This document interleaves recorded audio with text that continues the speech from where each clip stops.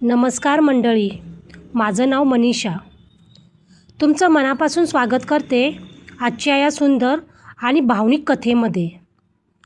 आजची कथा आहे अशा एका भक्ताची, ज्याचा देवावरचा विश्वास कधीच डळमळला नाही आणि शेवटी देवाने त्याच्या श्रद्धेचं असं फळ दिलं की गावभर त्याची चर्चा झाली.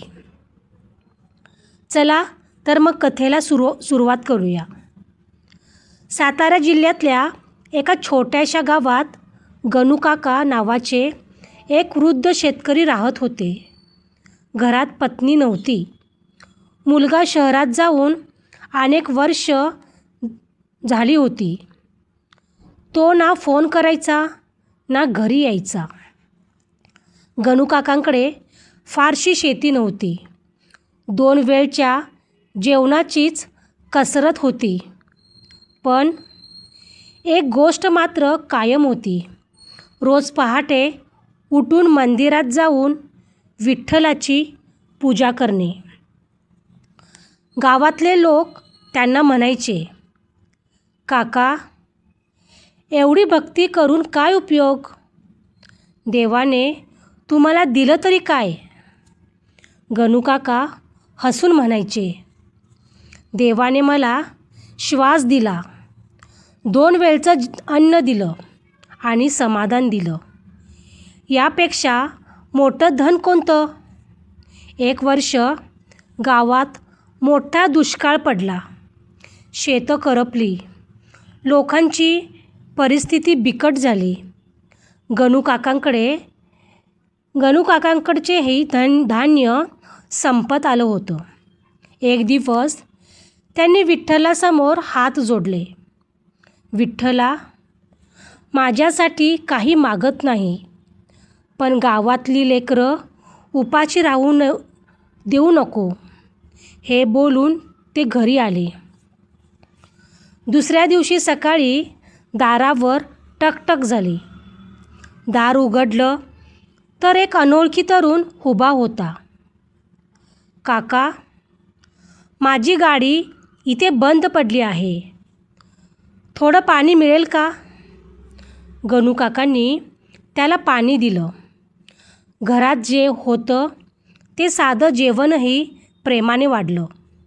तरुण म्हणाला, "काका, तुमच्याकडे काहीच नाही, तरी तुम्ही मला एवढ्या प्रेमाने जेवू घातलं." गणूकाका हसले. "बाळा, भुकेल्याला अन्न देणं म्हणजे देवाचीच सेवा." तो तरुण निघून गेला. 2 दिवसांनी गावात मोठा ट्रक आला. त्यातून धान्य, कपडे आणि औषधे उतरू लागली. गावकरी आश्चर्यचकित झाले. चौकशी केली तर समजलं, तोच तरुण एका मोठ्या उद्योगसमूहाचा मालक होता. गणूकाकांच्या प्रेमाने आणि निस्वार्थ सेवेमुळे तो इतका भारावला की त्याने संपूर्ण गाव दत्तक घेतलं. गणूकाकांसाठी नवीन घर बांधून दिलं. त्यांच्या शेतीसाठी विहीर खोदून दिली. तेवढ्यात अनेक वर्षांनी त्यांचा मुलगाही गावात आला. त्याला आपल्या वडिलांचा सगळीकडे होणारा सन्मान पाहून डोळ्यात पाणी आलं. तो वडिलांच्या पाया पडला. "बाबा, मला माफ करा. मी पैशाच्या मागे धावत राहिलो, पण तुमच्यासारखं मोठं मन कमावू शकलो नाही." गणूकाकांनी त्याला उचललं आणि म्हणाले, "बाळा, देवाकडे माफी मागायची नसते, बदलायचं असतं." त्या दिवसापासून मुलगा कायम गावात राहू लागला. दोघांनी मिळून गावासाठी काम सुरू केलं. गणूकाका रोज मंदिरात जात राहिले, पण आता त्यांची एकच प्रार्थना होती, विठ्ठला, मला सुख नको, प्रत्येकाच्या मनात माणुसकी कायम ठेव.